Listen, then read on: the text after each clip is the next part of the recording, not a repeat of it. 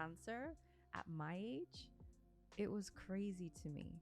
It shattered my whole world. I was constantly getting out of breath to a point where I was sleeping on 4 or 5 pillows. I had to be sleeping upright.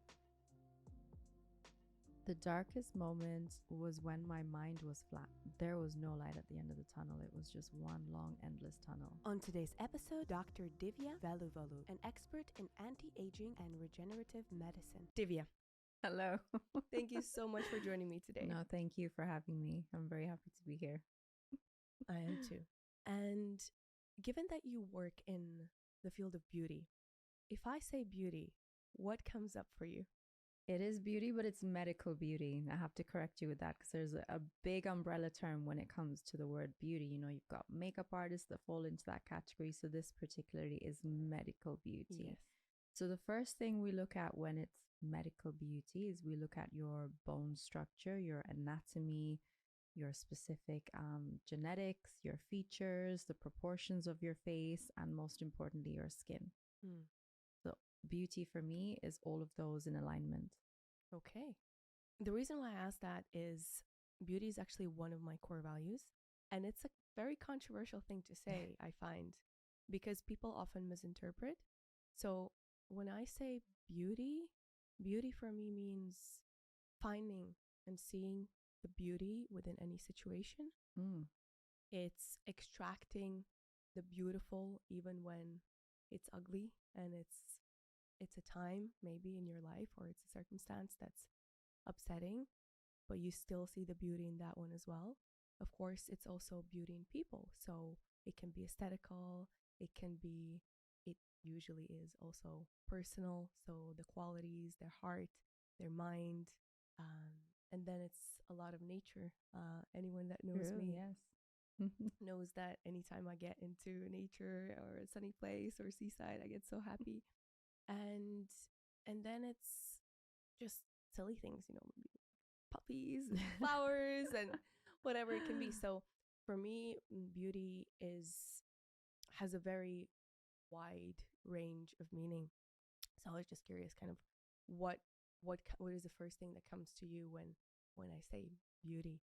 That's very interesting. I have two answers for you. One is stemmed from my work, and the other is stemmed from me. So beauty for most people, and in my line of work, comes from your exterior, your appearance, how you present yourself, whether that be in your makeup, your hairstyle, the clothes you're wearing, just anything that's beautiful on the outside. But beauty to me, personally, is the beauty of someone's heart. I find that when I'm touched by someone's character or genuine self, that to me is so beautiful because it's so rare, unfortunately. So two definitions. Yeah, definitely. I thought that you'd lead with work, so I'd also ask you on a personal level. So I've been very much looking forward to this episode because you work with people every day and you help them look more beautiful, and that's something that kind of we all subconsciously or consciously want to do. And I feel like we live in a society that is so obsessed with us looking good forever. So should we look good forever? Where do we draw the line between helping ourselves and taking care of ourselves and transforming ourselves completely into different people, especially with cosmetic surgery? It's a very good question. And I'm faced with this spectrum with every single patient that comes in, people wanting to change themselves, their reasoning behind it. It becomes a medical issue on one end if you have a disproportion or a misalignment in your bones, or for example, your teeth. Everyone goes for Invisalign because your bite is misaligned, and then that is going to hinder your daily activities of chewing and eating food. Today's episode is brought to you by everyone's favorite kombucha, Momo. Aside being a super healthy and delicious drink that I enjoy having, the reason why I wanted to partner with Momo is the story behind it. A family-owned business, locally brewed and handmade, Momo is the fruit of the hard work of Josh and Lisa, who both quit their corporate jobs in order to create something they believed would create a good impact in the world. When I visited their brewery and saw with how much care each bottle was prepared and how much each one of their team members enjoyed working there, and believed in their mission, I knew that that's the type of people that I want to work with. Check out their website for more information and use the discount code ISTHISIT15 to get the 15% off of your first order. Then you have the other spectrum where you have someone that is proportionately aligned and beautiful, but they want to enhance. Beauty is a very subjective term. It's very subjective, and everyone has different definitions of it. So my job mostly would be to take out the reasoning behind that person's ideal vision of themselves and why they're getting treatment. Where you draw the line, obviously we don't want to create weird, abnormal looking people in this world, which actually you will which find. All look the same also. That's which all look the same. People have lost their unique or USP with their features. So yeah, I would draw the line when you're drastically trying to change something and it's not attainable. It's not normal, it doesn't look good, or it's just not medically attainable. If you're fixing an issue, then there's a need for it. And then you have the middle ground where you're just trying to enhance what you have. You still look like your normal self, but maybe a fresher version of yourself, or a more refined version of yourself, or a more youthful self. And then the other extreme where you definitely draw the line is if you're trying to look like your AI image or your filtered image, which is very common these days. Interesting you said that. I never thought about it. So it's bad to try to look like you look with your filters on. Well, yeah, because it's distorting you in some way. It's making maybe not you, but anyone. It's making the jawline slimmer. Maybe the cheeks are higher aligned. Maybe the eyes are more shaped and cat-like. And some of these are unattainable. They're not natural for that individual. And even if you can reproduce it, it's not going to look correct. So I think filters, yes, while there is a place for them in our society, there is a whole negative aspect of it as well, especially for the younger generation to have this ideal of themselves that is just not attainable. Yeah, I just always think, what is the younger generation? And the only reason I say younger generation is because they are automatically easier to influence rather than, older people that have gone through experiences and, might discern differently when making decisions about their appearances. Is that you have these examples, these massive role models, starting, of course, with the Kardashians. And, Kylie made an empire based on her lips. Lips alone, yeah. Lips right. alone. So how do you then say, because there's a whole, group of people starting probably from your family that are going to say, don't do anything. You're beautiful the way you are, which absolutely is true. We're all unique and beautiful. But then how do you, as a young adult, or, at any age, how do you fight off this overbearing tsunami of images and suggestions from the whole world, which literally say, change yourself, make yourself more like this, and your dreams will come true. Kind of that's the underlying messaging. And I often think about that, and where is the solution? What if you had that messaging but in the right way? The continuous telling someone you're amazing the way you are, work on your insides, don't focus so much on the outside. And what about that confidence that we can build in someone at a young age from the inside, as much as they're seeing it in social media from the outside? What if we had the same messaging to work on their inside? Wouldn't that have the same effect? It would definitely. And I mean, mindset coach, right? Yeah, absolutely. working on that absolutely. specifically. But it's almost like it's more intangible, right? So you can't photograph your mindset. You can't, display your values immediately. People need to actually stick around to there's them. No instant gratification. Yes. That's for sure. yes. But I think you're spot on, and it's the way the society is built, and also I think it's the economic interest always. You know, what Yeah. can you monetize? Absolutely. Can you monetize good values?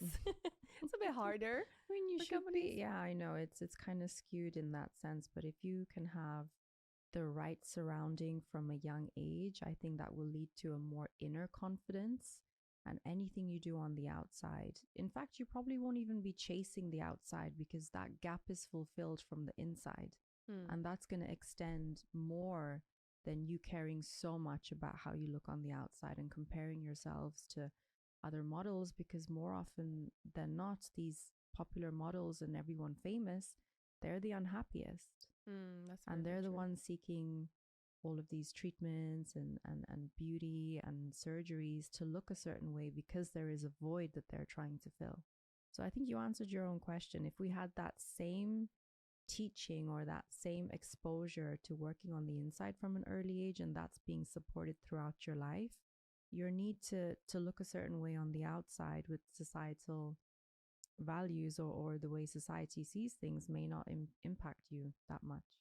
Definitely. And I think that brings us to my next question about confidence. I think, you know, we discussed a little bit about potentially the bad side of cosmetic surgery, but there's also fantastic side to it. I want to hear about maybe your journey and your client's journey that you've seen in the transformation in their confidence and your confidence when doing some enhancements, I should say, maybe improvements to Little yourself. tweaks. Yeah, little tweaks that were right, that seem right. My personal journey. So one of the reasons why I even had any passion in medical beauty was because I was an ugly duckling. You're very beautiful. I was gonna say. Thank you. I really was an ugly duckling. I grew up in a minority. So I grew up in Ireland, where I was one of the very few brown or colored people. So I already looked different. And I wasn't confident inside because of moving around so much in my earlier years. I had to develop the skill to kind of mold and blend in. So more often I was mirroring myself to my surroundings and the people I was with to just gain that fast acceptance. So I was very uncomfortable. It wasn't myself and it wasn't my genuine self, but that was the adaptation that I had to learn to have that love and connection with people at a very short space of time. So my passion for this. You mean looking a certain way or acting a certain looking way? and acting. Looking a certain way has power. I noticed, for example, in school, all the cool kids, they were all quite beautiful. Do you remember when you were younger, like the cool kids, they were more beautiful than your average other kid. So I put those two and two together. I knew being beautiful in some way had to give you some kind of a power, and I was craving that. That's where my interest stemmed from. And I began to analyze faces. What makes them beautiful? Why do I think they're beautiful? What do they have that I don't have? So it was kind of a negative comparison, but that's where it all started. Okay. So on your personal journey, have you done things to your face, to your body, to improve yourself, to feel more beautiful, to fit in, to for other reasons?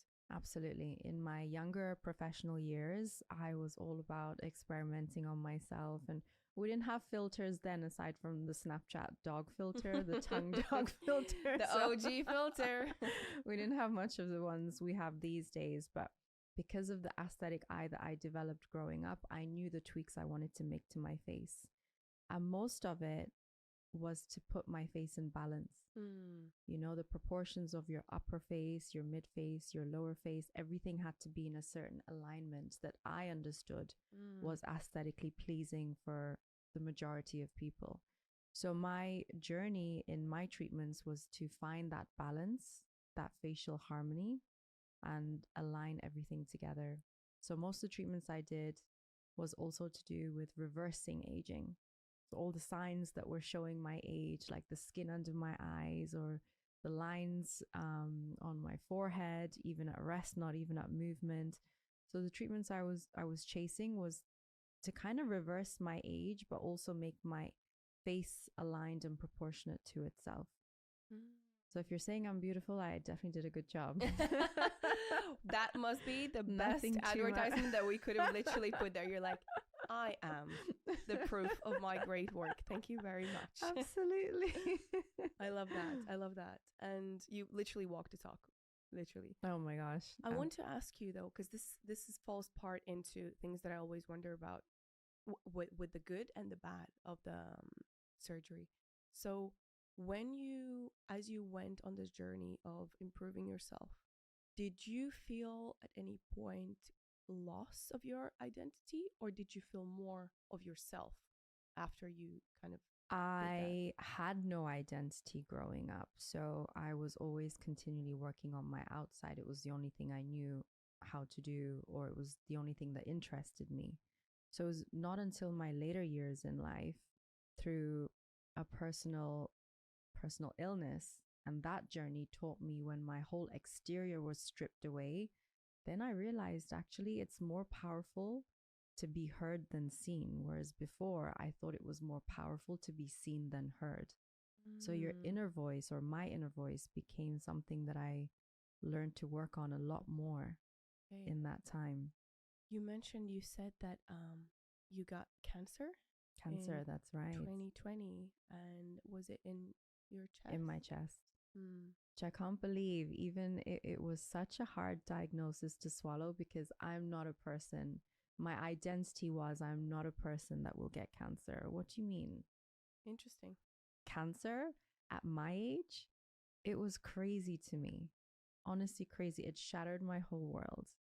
And it's only in the last few months that I'm becoming more confident to talk about it.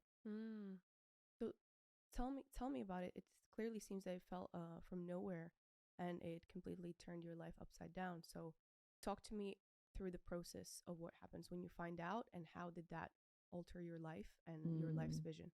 It was a very tough journey, even at my time of diagnosis. So I was progressively getting sicker. Something was wrong, and it was in my chest. So it was compressing my heart and my lungs. So I couldn't walk up a flight of stairs like I could. I couldn't work out at the gym like I could. I was constantly getting out of breath, to a point where I was sleeping on 4 or 5 pillows. I had to be sleeping upright. I just couldn't breathe. Something was compressing my chest. And unfortunately, it was a time during COVID, so the medical resources and doctors in the NHS were very limited with their time as it was. So my whole process from being tested to diagnosis to treatment took about double the time, maybe even triple, than if it was in a normal situation. It was shattering, I have to say. Shocking. I've never in my now 34 years have come across someone with cancer at my age. Really? Have you? No. It's so unheard of. Obviously, until when I got diagnosed and I met other people who are going through the same thing, yes, but in my little bubble, I was the youngest. So that in itself was very hard to talk about or to tell people, or I found it quite shameful in a way, because what did I do in life that gave me this disease? A disease is something that you get when you haven't been taking care of yourself, or, it's something bad that you've brought on yourself. So it honestly didn't make sense to me. And it was a very rare form of a cancer called lymphoma. So it had grown in my chest wall, compressing my heart, compressing my lungs. Even just thinking about it now, I'm lost for words. This is one of the first times I'm actually talking about it, of course. So even during that time, the only people that knew was obviously my nuclear family, my mother and my brother. My friends knew later on, while I was under treatment, so 6 months on, because they saw either a change in how I looked, or they saw a change in my interaction with them. I literally fell off the world. I stopped posting on social media. I took a break from everything. I had no social life anymore. So the close friends that picked up on that, and they could see or they could hear something in my voice, I let them in. But aside from that, no one else knew. So probably only like 5 to 6 people knew in that time. And I didn't want people to know because I couldn't make sense of it myself. So that left you kind of isolated and completely Isolated, yes, but I did that on purpose in a way, because talking about it would mean the other person feeling a type of way for you, which I didn't want. And usually that's sympathy or empathy or any other of these. Why didn't you want that? I didn't know what to do with it. I don't think that would have helped me. I think that would have made me more sad. And how did that process impact your looks? I was never told this, but once I started chemotherapy, everything changed. Because my tumor or my lesion was so aggressive, my chemotherapy had to be very aggressive. And for that reason, the changes that then came about in my skin, my hair, my body was just unimaginable. I gained weight in the most ridiculous of places. I was ballooning up and down. I was not in control of my body, regardless of eating the same thing every day. So that was completely out of my control. Whereas before, you know me well, I eat well and I work out all the time. So for me, that was a disaster. My skin turned gray, turned dark, almost black. It changed in so many ways that even my doctors in the NHS weren't aware of to let me know. And my hair, they told me that my hair will probably fall out halfway through the chemotherapy. It started clumping out after my first session. So that was a huge heartbreak because I loved my hair. I loved my hair so much. Every time I used to take a shower, I used to thank God for the hair on my head. It was very healthy, long, beautiful Indian hair, and it was one of the things that held my confidence from the outside. I did not have one hair on my body, not even one single eyelash. I was a mole. Oh my God. So everything that I had held as high value and power to me from the outside was completely stripped away. How did that make you feel? It made me feel helpless. It made me feel so uncomfortable and not confident in myself anymore. But on the flip side, it made me turn more inward. It made me work on my voice. It made me work on my character. It made me work on the things that I never would have held so high, like my looks or my presentation. Not necessarily my looks, but the way I presented myself. That was taken away. So I had to look for other things that I could find my confidence with when interacting with people or being out in society. So that for me was my voice, my skill set, my character. So the more important things started to come out. That was the biggest lesson. You're okay now. I touch wood, yes, I'm really good right now, and I'll hear my final news very soon. Okay. Well, fingers crossed. You look well. You look fantastic. Thank you. Thank you. And thank you, first of all, for sharing that. I can imagine it's a very vulnerable thing to share with the world. Yeah, honestly, it's a journey that I don't wish upon people. But the fact that I've gone through it, I have vlogged it. I have vlogged it with the intention of someday sharing my journey in full and sharing the images and the process and everything else. But it taught me a lot about life and about myself and about the people around you. So I would love to be able to inspire others or even motivate others going through that there is light at the end of the tunnel. Because for me, at some point, there wasn't, so I just want that to be a reminder for people one day. What was the darkest moment like? The darkest moment was when my mind was flat. So forget about my body and my appetite and everything else. When it affected my mind, there was no light at the end of the tunnel. It was just one long, endless tunnel. I had no motivation. I had no positive thoughts.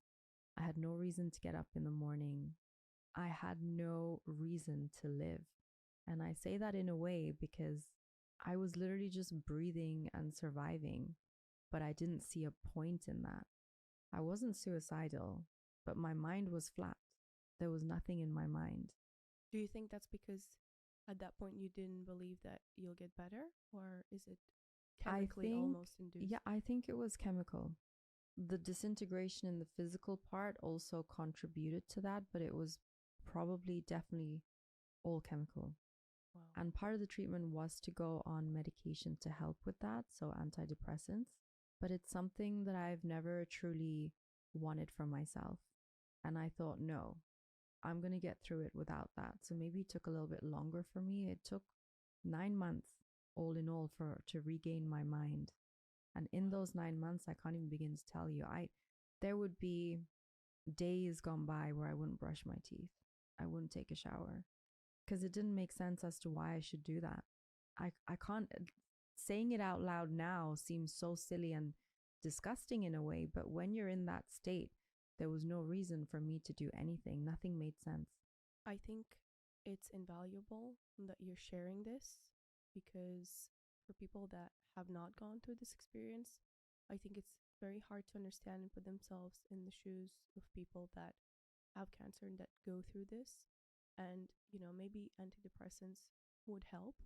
But for people such as yourself that choose not to do it, it seems like you are, your control is being completely taken away. Not only externally about how you look, which for you was your whole identity as well, what you valued, what you dedicated your life to.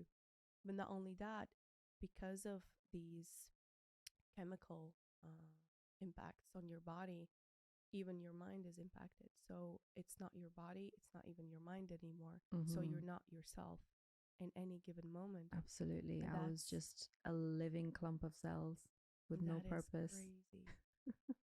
It is very crazy. And I'm proud of myself today to get through all of that without antidepressants. But I know a lot of people around me that have been on antidepressants, and they definitely have fast tracked that process.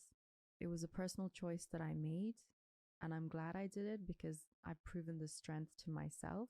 So if any situation were to come again in life, I know that if I had faced that without anything and by myself, I can do the same for anything else that's to come. I sense that you've taken a lot of very, very good things away from this.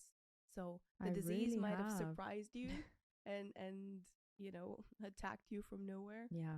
But you definitely stood the ground and you fought it.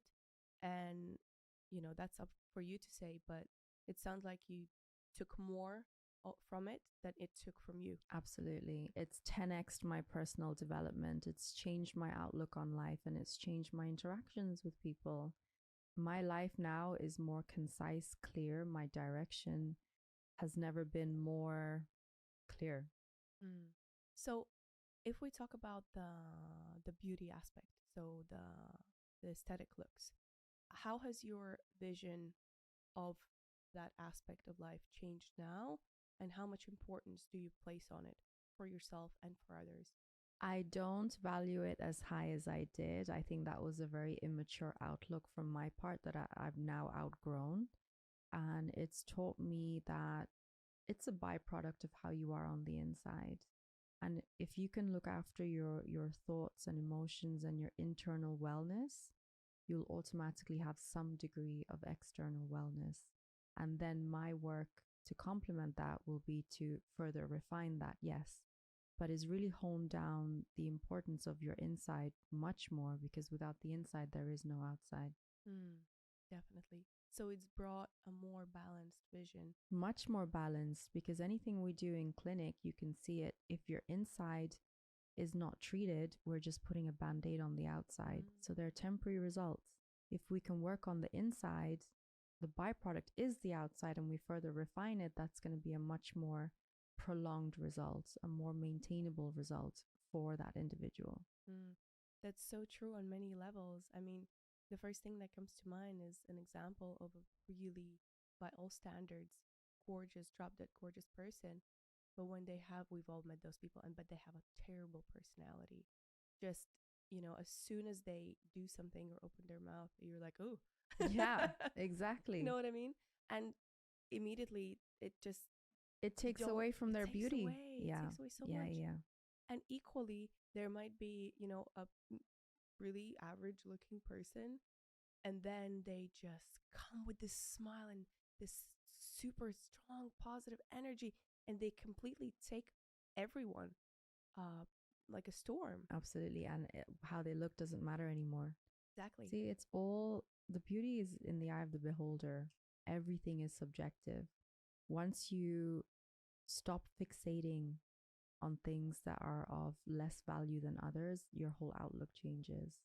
You have a chance to prove yourself, and insight always wins. Yeah. Even thinking about relationships. Okay, going personal, right?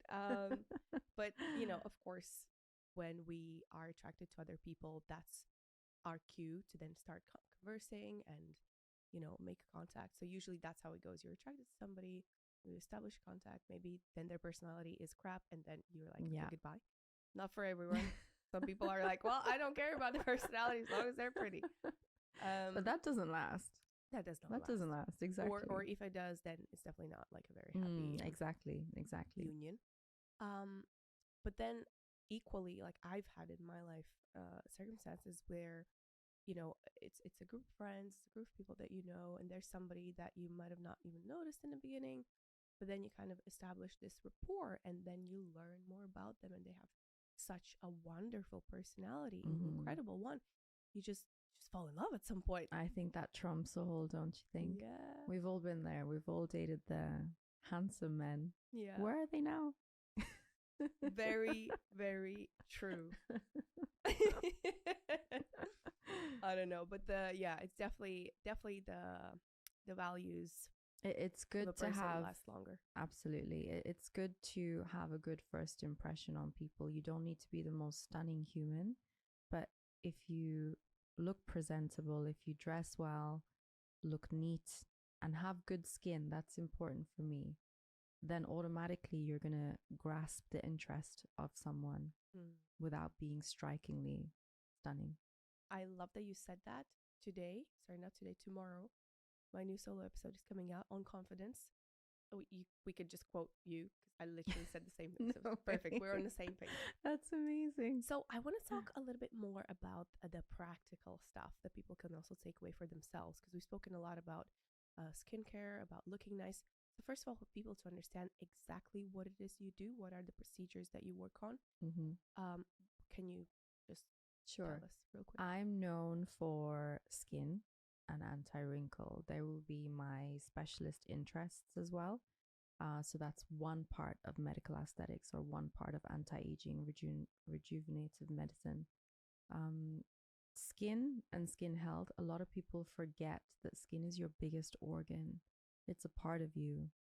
And the common mistake that we do is we self-diagnose with skincare. So it starts off from our teenage years. We pick and choose depending on the packaging of the product, or it's been mentioned in a magazine, or someone we used to follow celebrity-wise is using it and endorsing it. So we typically tend to self-diagnose, and that leads to so many problems down the line because they're not the ingredients or formulations that feed the skin in the right way.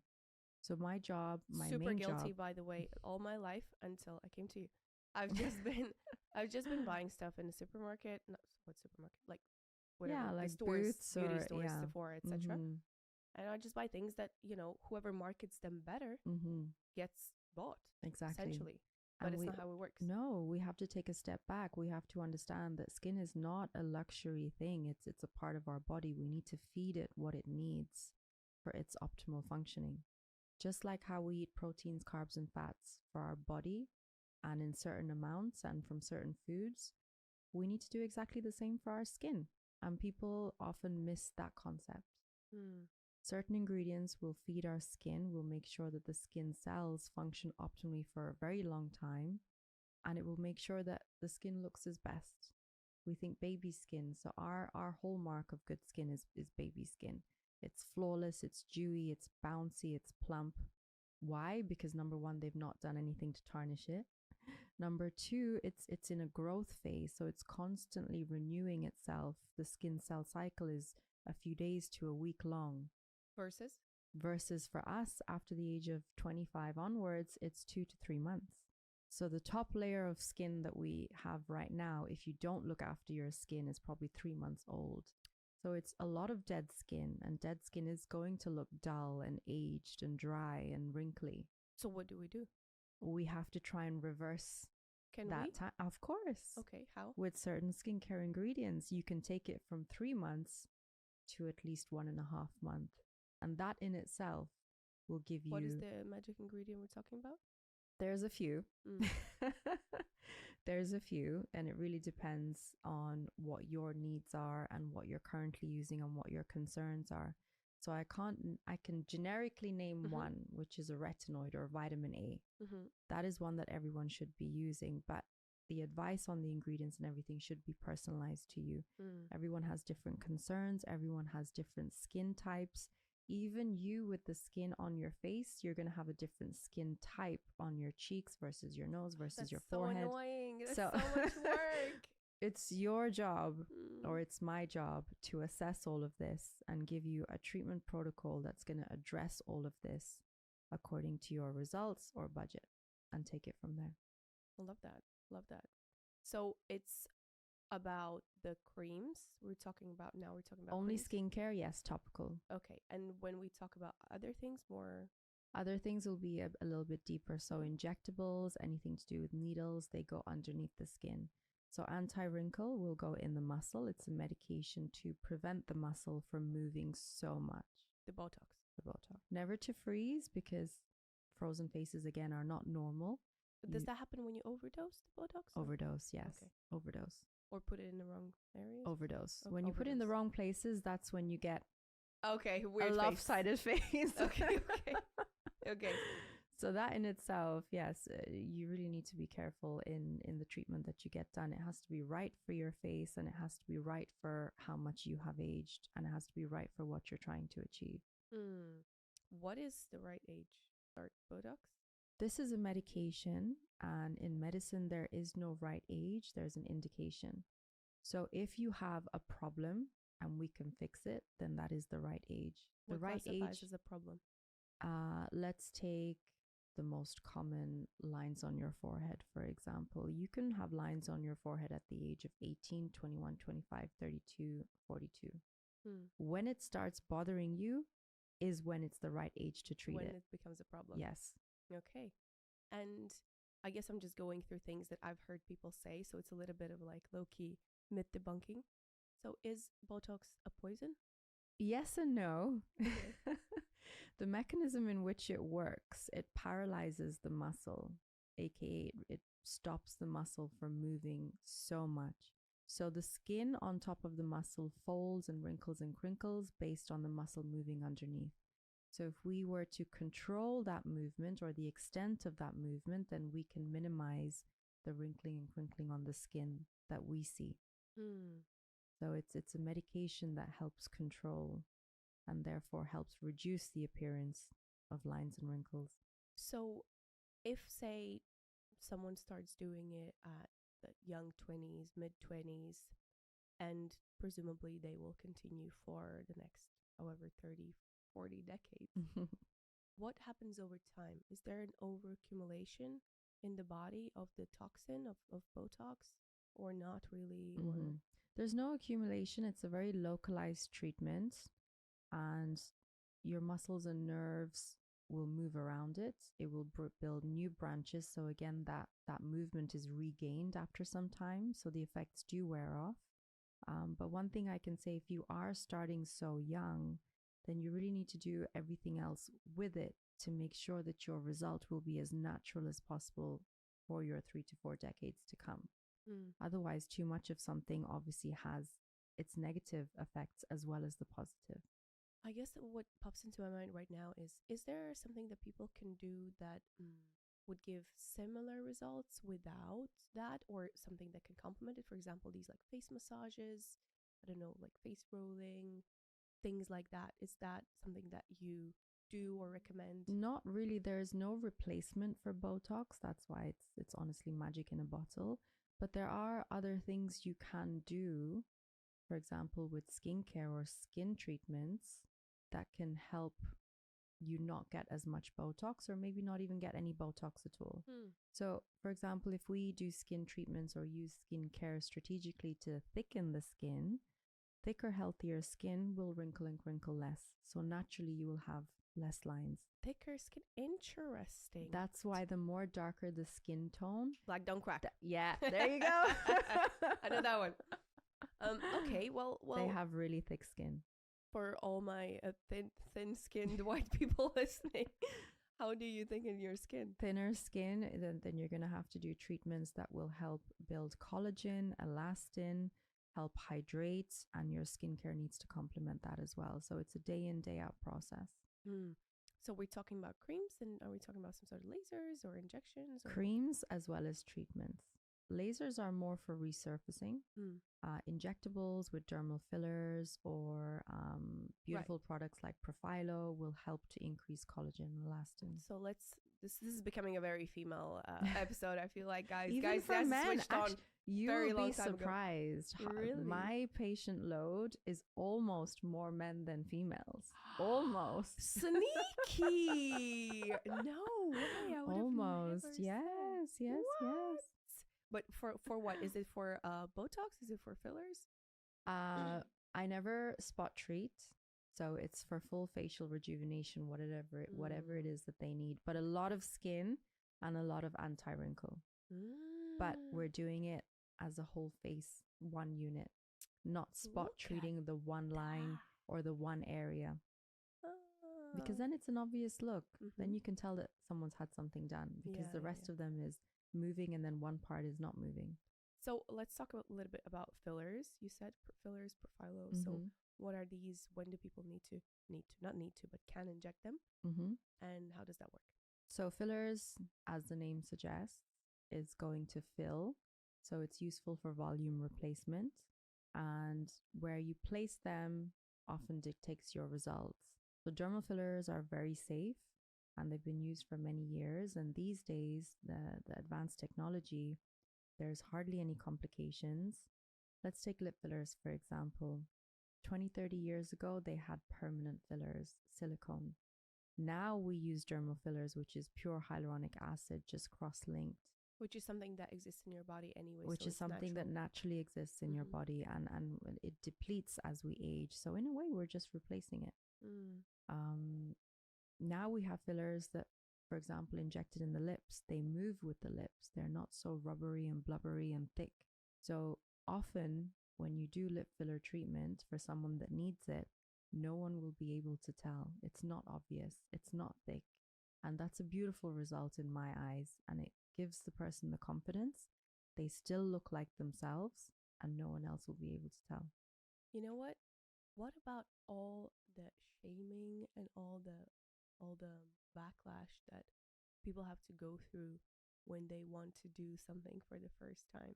Yeah, I don't know. I think that's changing. Yeah. Because I've worked in California, I've worked here, I've worked in Italy and also in India.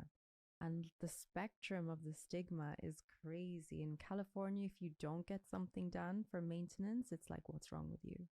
In India, you can't tell anyone you've gotten anything done, because that's like, oh my goodness, they're going to be like, why have you done this to yourself?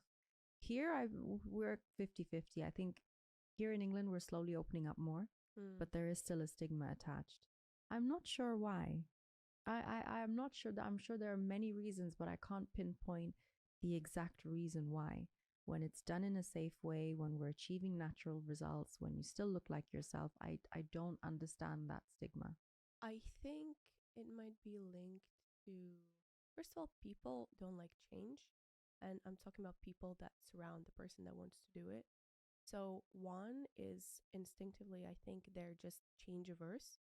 I think the second more conscious thing is they think they're protecting the people in question, because they think that, if they want to change something, surely that means that they're, insecure, not confident, not happy with themselves. And by them being, contrary to that decision of theirs to alter themselves, they're showing their support. Where I guess oftentimes it doesn't really work like that. Yeah, maybe for surgery you could say that, but in the field of non-surgical aesthetics, I don't see that being a big part Education because, then. yeah, education. Yeah. Not There are a enough lot of knowledge. positive changes that my industry and my work has contributed to. For example, our working age is extending year by year.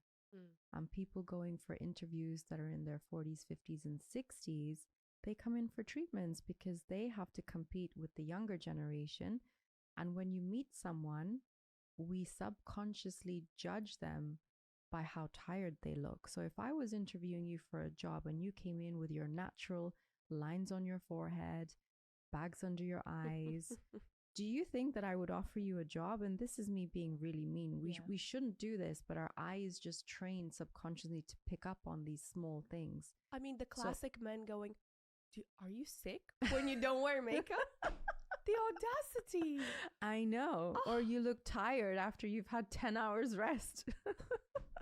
So there's a lot of positive changes that the industry has contributed to. And I think the stigma is something that people are slowly getting over, which is a good thing. Because the results now are more natural. Of course, if you go to the right person, there's really nothing to be scared of. And having more confidence makes you a happier person. And that in itself is a huge contribution to society. Amen to that. So I want to give the audience something useful, something practical. So if you had to describe some of the best practices people can and should adopt in order to look more youthful and fresh for many years to come, what would you say? Always look after your skin is the first thing that introduces you to the room. So definitely pay attention to that. Seek expert help. Don't self-diagnose. It is an organ of your body, so feed it exactly what it needs. That's number one. Number two, what was your question again? Yeah, best practices. Best practices for people to adopt to look young, to look fresh, to look beautiful for many, many years. Okay. I guess comes without saying, guys, sleep, exercise. Oh, okay. You mean eat those well, yeah, of course. for that's sure. That's all the internal wellness. Yes, the of basics. course, of course. Because your if you sleep don't hygiene, do those, you can do whatever you want. But yes, it's not going to last. The black circles are going to show. Absolutely. And, absolutely. The skin is not going to be hydrated. So obviously the basics. But then in terms of, other things that you as an expert could maybe. So everything that we do is all about reversing aging or taking a snapshot of how you are today and maintaining that for the next 5 years, 10 years. If we wanted to reverse aging, then we're looking at the common signs of aging that bother people. So the lines, wrinkles, the hollowness under the eyes, the deepening smile lines, things like this are fixable, which will restore a more youthful state of your face, maybe how you looked 4 or 5 years ago when they weren't so pronounced. And then we can snapshot that and maintain that for the next 5 years, 10 years. So if you want to look a more fresher version of yourself, typically what I'd ask you to do is give me a picture of when you thought you looked fresh, maybe from 5, 6, 7 years ago, and we'll just work backwards. Okay. So we have our basic pillars of health. We have you guys, so you can with the fillers, with the Botox, with the skincare, specific bespoke skincare to the person's skin. So that's something that people can do. Is there anything else? Maybe some special supplements that you recommend, or I don't know, SPF? Yeah, SPF comes under skincare. That is an important ingredient. It's a necessary ingredient, and not to prevent burning or tanning or skin cancer, which is quite rare. It's the UVA and UVB rays really damage the DNA, and it leads to thinning skin, and it leads to the superficial lines and wrinkles. That's why SPF every single day, because daylight is sunlight. You don't need to have the sun beaming in your face. The fact that we have daylight, it is sun rays. So SPF 365 even in the winter. So that is part of skincare. That's very vital. Okay. SPF noted. I'm very guilty at this. For whatever reason, I just always think that where does it sit in my skincare routine? Yeah, you need to see that's my job to help you find the perfect one. Fair play. Anything else? Anything else? There's, oh my God, there's a lot of things that I can recommend and suggest. But yeah, the basics, internal wellness, look after your skin, come in for tweaks, come in for little enhancements to reverse little signs of aging. and just be happy. I think that shows a lot on your face.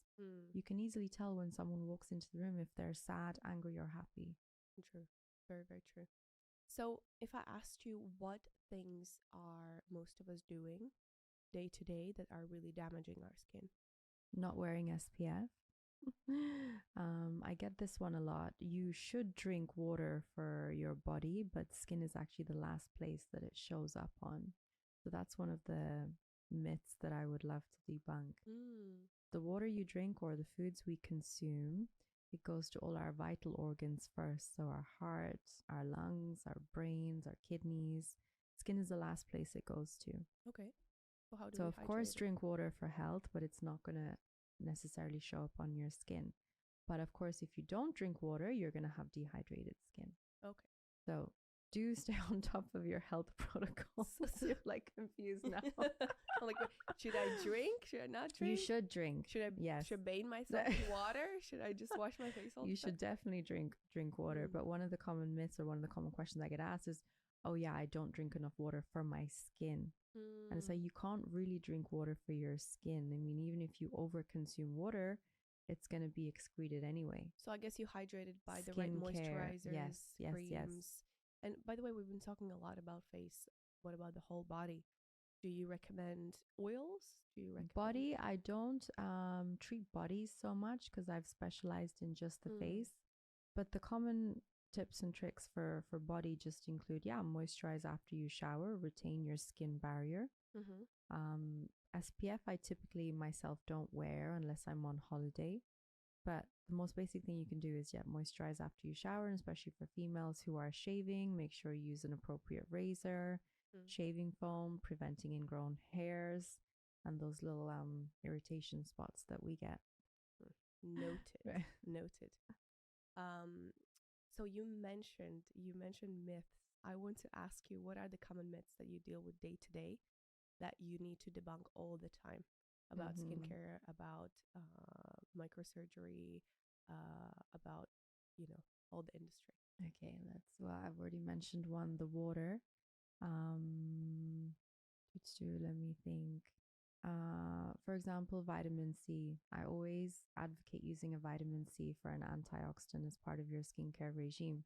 And I'll have some patients tell me, oh yeah, I take a vitamin C supplement or I eat oranges every day. That's good. I don't need that product. So one thing, again, going back to the water, skin is the last place it goes to. So applying something topically on your skin is going to be 20 times more potent. So everything in your skincare is there for a reason. Don't rely on what you consume to show up on your skin. Crazy. So supplements as well for the skin, they're such a big fad, but the amount they actually affect your skin is quite minuscule. That, to me, is a complete game changer because I literally would have thought exactly the opposite. I remember my mom would even say, if the thing is good enough to eat, like to go into your internal organs, then it's good enough for your skin because obviously it's, as you said, the biggest organ. But clearly, from what you're saying, it has to be applied care to be effective. Yes. Yeah. And that's another myth. I'll have patients say, but my mother and grandmother never used these. Why should I use these? And then going back to their whole environment was entirely different. They had cleaner air, they had cleaner food, they had less makeup.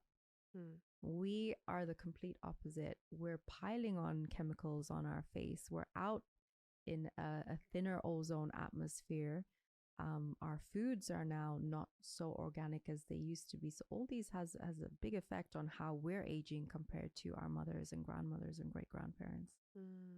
Very true. That's another common one. And then what else? Anti-wrinkle. If I start now, how will I look when I'm older?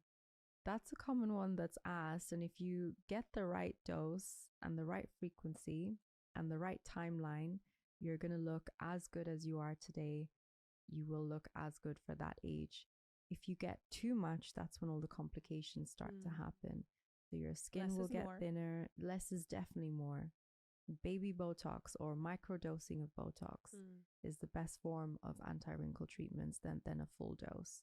And I think people here have it the wrong way. They want those clear foreheads and frozen faces, but in the future, that's definitely not going to look good because the skin is going to be thinner. You can tell that someone's got a shiny forehead, too much Botox. That's what it is. I've definitely seen that. No movement, too much Botox. Yeah. So interesting. I think it's almost become norm. I catch myself sometimes looking at some women and I'm like, oh my God, they're so beautiful. And then I see them talk and nothing moves. Yeah. It's like, hard to relate to them. Yeah, but the problem is that I've become used to that. And I think, oh yeah, she's so pretty. And then I'm like, wait a second. I haven't seen one part of her face move in this whole conversation. I know. And then I'm like, oh, but I think all of us are influenced, especially I can't imagine for men. I'm a woman and I pay attention to these things. But imagine men, they're, completely bamboozled by these standards that now have becoming the norm. And so when they see a real person, a real woman, suddenly it's like, oh, yeah, because now they're used to these like doll faces. I think that's something. I think that's taking it a little bit too extreme because not everyone is going to be bothered by their lines and wrinkles, and that's a good thing. But the key is the practitioners that we train and work with in everywhere, not just this country, the importance of not making your patient happy, but making sure the treatment you're giving them is suitable is more important. So if you were to come in and say, I want this, 98% of the doctors will give you that. But it's not normal, it's not medically appropriate. And it should be my job to say to you, I won't give you that, but I'll give you 60 to 70%.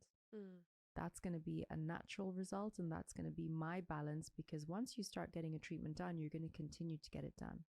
So again, less is more, especially if you want to span it out for the next 10, 20, 30 years, and you want to stay looking natural and not off. You need to not always get 100%. And that's really hard to explain to a patient. No, definitely.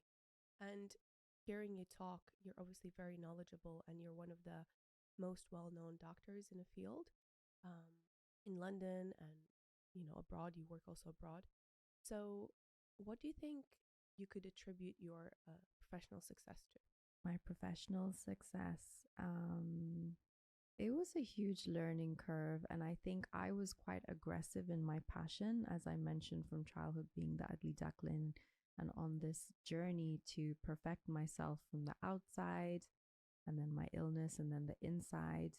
I've now come to a platform where what's helped me get there was pure passion. It was this need to look and be a certain way for my confidence and to have that power and to be accepted in my surrounding. I had really good mentors. I was really lucky in the people that came into my life and the people that I sought after and applied to. I was really lucky to see how they had created their success and reverse engineered or had a look at their journey, how they got there, and tried to implement that in my life. And also, I've not taken no for an answer. I've always taken a no as a not now. Okay. That helps. Always continued. Nothing deterred me. And what else? And I've always held close that quote. Don't ask for permission, ask for forgiveness. I like that. A little bit aggressive, but with the right intentions, you can always ask for forgiveness, even if you break the rules. Fair enough. No, I agree with that. Yeah. It's years ago that I looked around, saw some correlations, and I was like, absolutely. So some of the most successful people have broken rules to get there. You have to. Certain rules are in place to not grow you. They're in place to. Have you done that? Of course. Oh my goodness. What's the most vivid one that comes to your mind? I'll tell you one of my main ones is, so when I finished studying medicine and I was working in the NHS in England, my foundation years, I applied for the initial aesthetic course, the 2-day Botox and fillers, just to see what it is, get more knowledge. And I was actually underqualified for that course. As it stands, you already had to have finished your foundation years to be able to join. And I kind of ignored that and I said, I'm going to apply anyway. I had my half registration, which is a year less than your full qualification. And by luck and their lack of due diligence, I got in. Wow. So I got the qualification. I started practicing on my friends and family and built a really small business in my local area. And I loved it. Thank God I had no complications because I genuinely loved what I was doing and the anatomy made sense and the medication made sense. So I had no trouble that way. But because I was excelling in my outside of work little hobby, my colleagues got jealous and they reported me. So I had a whole case with the GMC, which is the regulating body for doctors.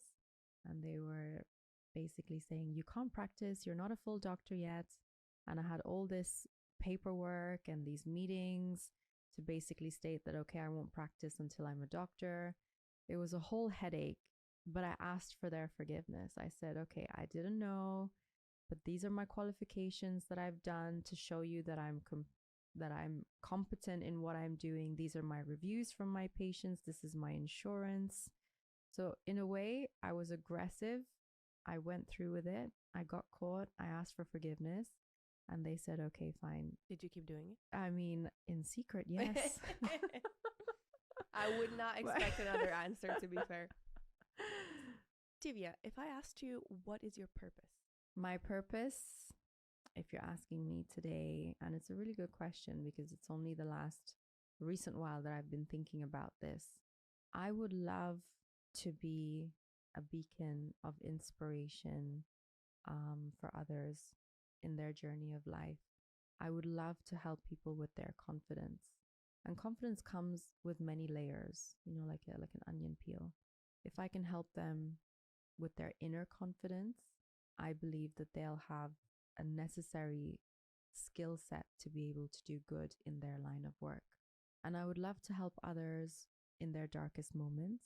From my experience alone, I've learned so much, and I would love to be able to inspire others to continue even if they are in their darkest moment right now. That's beautiful. So focused around education. You've shared quite a few already, but if I asked you to share with me the 3 lessons that you've really held close to your heart. 3 lessons in life. I've come to learn that people come and go. Oh my goodness. People are temporary. You can never have an attachment to any one person because that person someday will leave. And this is actually a cure for all heartbreak, especially those in relationships. Because if someone voluntarily leaves, they're telling you they don't want to be with you. Why would you cling on and beg? Why would you not just accept and be like, oh my gosh, you don't want me to the vision? Okay, bye. Yeah. But that's just one example. Your family members, everyone else, your grandparents, they all are with you for a certain point in time. People are temporary, so never have an attachment. Always appreciate your time with them. Always be grounded in the moment, but just know that you won't have that forever. I've had so many good friends, best friends come and go, and I've learned that to enjoy them for that period and that phase in life, and then it's on to the next chapter. Unfortunately, we cannot have the same people forever. Okay. That was one of the hardest lessons I had to learn, is letting people go. That's number 1. Number 2, always be clear in the direction of your life or your end goal, and never take no for an answer. The more clear you are, the more opportunities you will get to achieve everything and get to your end point. And number 3, always rely on yourself. I think being true to yourself and your values and beliefs and your character is so important, and it will carry you for the rest of your life. There is no one else you can rely on in your moment in need than yourself. I sense a lot of, how to say, individualistic power. Yeah. Coming from someone that always wanted to be a sheep. So I feel like maybe kind of pulling everything together that you've told me, you've undergone maybe it was because of the cancer, maybe it happened already way before. But this transformation of finding your own path, finding your own voice, and nothing can really stop you. I'm sensing this also in the 3 lessons that you shared with me. And I'm continuing to grow. I'm just getting started. I can't say that I've accomplished everything, and this is just my phase 2 or 3, but there's so many other phases and chapters in life to go. Journey never stops. It never stops.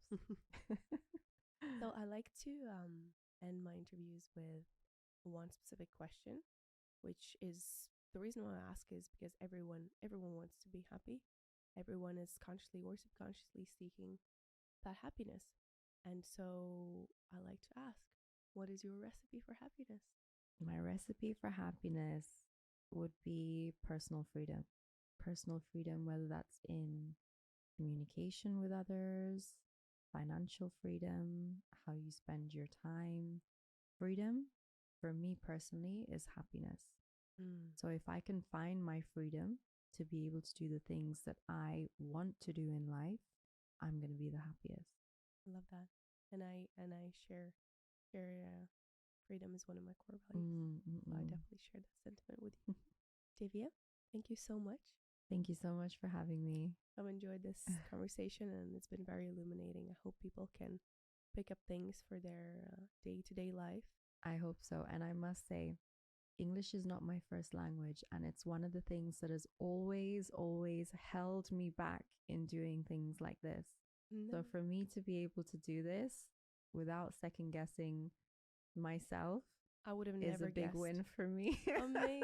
You did amazing. And by the way, neither is mine English, but it's like the third or something. So you know what I mean. I know exactly what you mean. It's like formulating sentences is not as easy as someone who speaks it fluently. Definitely not. And sometimes I catch myself even as I say it that I've made a little mistake. And you know what? I'm fine with that. Yeah. By now. Exactly. It's the intention that counts. It's the message that we're putting out there. And you don't need to be perfect. That's something that I learned in the past years as well, that perfection is really the enemy of good. And there's even a saying that goes something like, don't let the perfect be the enemy of the good, meaning that if you can do something if you can do something well, and you can do something at like 80, 90, 95%, relax. That's still 80% more than if you didn't do it. Exactly. So just I love go for it. Thank you. Thank you. Hello friends, if you enjoyed this episode, please make sure to subscribe and share it with someone. I would love to hear your feedback and suggestions as to what guests you would like to see on the show next. See you next week.